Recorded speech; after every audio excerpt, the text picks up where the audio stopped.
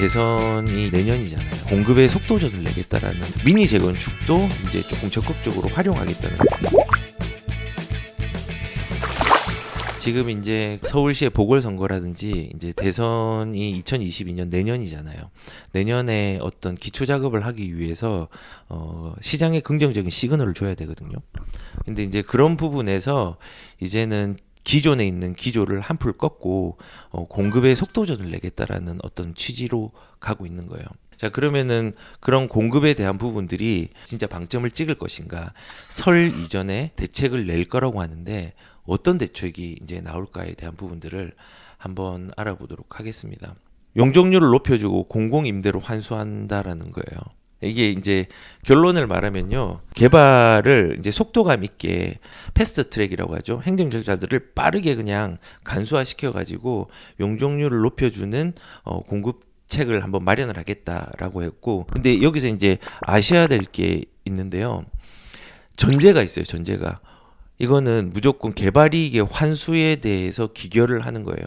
특히 이제 그 중에서 이번에 얘기한 게 서울의 노후 소규모 주택에 대한 재건축을 용적률을 올려가지고 올리겠다라고 얘기하고 거기에 대해서 20%에서 50%는 공공임대로 활용하겠다는 미니 재건축도 이제 조금 적극적으로 활용하겠다는 거예요.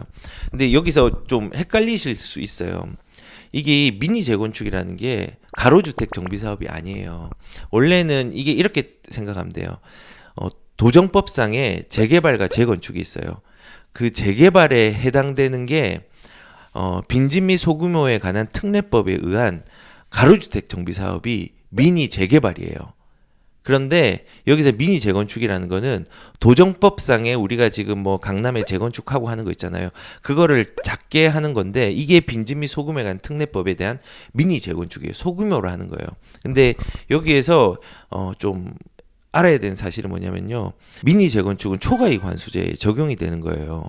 보시면은 이 빈집 및 소규모에 관한 특례법 보면은 자율주택이랑 가로주택 정비 사업은 많이 들어봤죠. 재개발이에요. 미니 재개발이에요. 그다음 미니 재건축은 이 소규모 재건축 사업이에요. 근데 이 소규모 재건축 사업은요.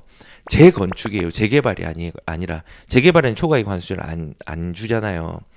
근데 여기 초과이익 환수의 특례법에 환수에 대한 법률을 보면요. 여기 보시면 도시 및 주거환경 정비법에 의한 재건축 사업, 그다음에 빈집 및 소규모 정비에 관한 특례법에 따른 소규모 재건축 사업에 발생되는 초과이익을 환수함으로써 이제 주택 가격의 안정과 사회의 형평성을 도모하고 뭐 이제 사회 통합을 이바지한 목적으로 한다라고 했어요. 그러면은 지금 여기서 말하고 있는 미니 재건축 방식도 사실은 하나의 어떤 뉴딜 정책 그리고 소규모로 아기자기하게 정비를 하는 사업으로 활용을 할 건데 여기에서 공공임대로 이익을 환수를 하고요. 부담금까지도 법을 바꾸지 않는 한 적용이 되는 상황이 되는 거예요. 네, 결론적으로는 지금 공급정책 자체가 전부 다 이제 용적률이나 개발 압력들을 높여주는 거예요. 높여주는데 뭐 이런 식으로 높여주는 거죠. 뭐 이제 용적률을 한 20% 올리면은 분양가가 하락한다고 생각을 하고 있어요. 왜냐하면은 이런 거예요. 용적률이라는 것 자체를 조금 올리잖아요. 예를 들어서 100평방미터에 10가구를 지을 수 있는 1000평방미터의 땅이 있어요. 용적률이 100에서 200으로 올리잖아요. 올리면은 원래 10가구를 지을 수 있는 걸 200으로 지을 수 있어요. 20가구로 지을 수 있는 거예요. 그렇게 되면은 일단 가구 수가 늘어가고 이제 뭐 땅값이 절반으로 줄고 거기에 대한 그 여러 가지 상황들이 가격들을 다운시킬 수 있기 때문에 실제적으로 가격도 다운되고 공급도 늘어나는 거예요. 근데 중요한 거는 이렇게 다운을 시킨다고 사업성이 나아지는 거 아니에요. 왜냐하면 이익 환수 때문에 그래요. 이익 환수. 이익 환수가 아까처럼 미니 재건축을 한다고 하면은 부담금도 적용이 되는 거고 그리고 마찬가지로 임대주택의 비율들을 늘리면요 사람들이 선호하는 사업성을 가지지 못할 뿐만 아니라 거기에 대한 수익과 사업성들도 떨어질 수밖에 없어요. 그래서 지금의 일단은 기조 자체는 공급을 속도전을 내겠다라는 건데 선거의 어떤 역량 때문에 그거를 좀 생각을 하고 하는 부분이 첫 번째는 있고, 두 번째 이 기조 자체는 근본적으로 아직까지는 바뀌지는 않았다라는 생각이 들어요. 그래서 이 기조를 바꾸면은 민심이 흔들리거든요. 어떤 민심이면은 지금까지 표심을 이렇게 표심으로 작용하고 있던 사람들의 어떤 민심들이 흔들리기 때문에 이런 이익 환수에 대한 부분들은 아마 끝까지 기조를 유지할 것 같아요. 근데 또 하나의 공급책으로는 불로소득에 대한 부분들, 이거를 세금을 무조건 부과한다고 해서 뭐 보유세라든지 양도세뿐만 아니라 취득세까지도 중과 대상으로 마련을 했잖아요. 그 홍남기 부총리께서 이런 얘기를 했어요. 다주택자의 주택 매물을 내놓게 하는 것이 중요한 공급 정책이라고 이제서야 얘기를 해요.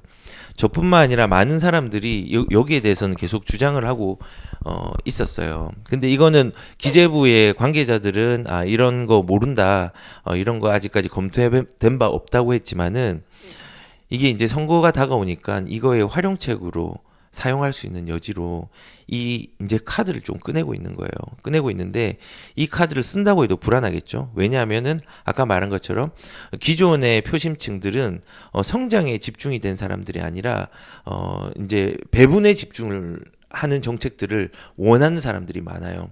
그런데 이 불로소득이라는 기조 자체에 세금을 부과하고 부가금을 부과한다라는 이 기조를 흔들어 버리면요, 상당히 문제가 될 수는 있겠죠. 근데 지금 이런 것도 고민을 하고 있는 거는 그런 거죠. 지지율이 상당히 많이 떨어졌잖아요. 거기에 대한 출구 전략으로 최후의 어떤 보류로서 이런 부분을 생각을 하고 있는 거예요. 근데 양도세를 꺼내 든다면은 모든 것들을 다 해제해서 양도세를 완화시켜 줄까요? 저는 개인적으로는 그렇게 되기는 불가능할 것 같아요. 왜냐하면 이 기조가 흔들리면 안 되거든요. 그리고 그러면 이제 결국은 양도세를 혹시나 이제 선거에 대한 부분으로 어떤 다른 표심층들을 확대하기 위해서 꺼낸다면은 한시적으로 양도세를 완화시켜 줄 거예요. 한시적으로. 그러면요, 문제가 되게 커져요. 한시적으로 양도세를 완화하면은 일시적으로 이렇게 싹 낼 수는 있지만은 한시라는 얘기를 쓰면요, 사람들이 집 안 내놔요. 안 내놓을 가능성이 되게 커요. 그래서 이 양도세라는 부분들을 뭐 조금 지속적으로 당분간 한시적인 게 아니라 양도세를 통해서 간접적인 거래를 내놓는 시그널을 길게 주면요, 사람들이 이 선택할 수 있는 어떤 공급처가 신축이 아니더라도 입지가 좋으면은 이 이제 선택의 폭들이 넓어지기 때문에 어떻게 보면은 간접적인 공급으로 인해서 가격들을 좀 다운시킬 수 있는 여지들은 충분히 있거든요. 그래서 이런 거를 꺼내면 좋겠지만 아마도 꺼낸다고 하더라도 한시적으로 하고 선거가 끝난 시점에서, 그리고 선거가 만약에 이긴다면은 이거를 다시 거둬들일 가능성이 저는 크다고 생각해요. 이거는 단순히 제 내피셜이니까는 이게 정설화된 부분이나 명문화된 부분이나 이런 걸로 제가 얘기는 하는 건 아니에요. 근데 이제 지금 이런 걸 인정을 했다는 것 자체가 너무 아쉬움이 큰 거예요. 서민들의 안정화라든지 아니면 집값을 잡기 위한 수단으로 활용이 되는 거는 그거는 좋아요. 근데 이제 레임덕이 걸리잖아요. 그리고 이제 보궐선거가 있잖아요. 내년 2020년 3월 달에 이제 대선이 있잖아요. 그거에 대한 수단으로 활용하는 어떤 시그널이 너무나 표신하게 작용을 하는 것 같아서 조금 아쉬움이 크고, 노홍채님께서 대표님 오늘 대통령이 부동산 정책에 대해 사과했던데 정책인 바뀌진 않겠죠? 그거는 진짜 모르겠어요. 바뀌었으면 좋겠어요. 정말 한시적이지 않고 실질적으로 공급이 나올 수 있는 걸로 바뀌었으면 좋겠어요.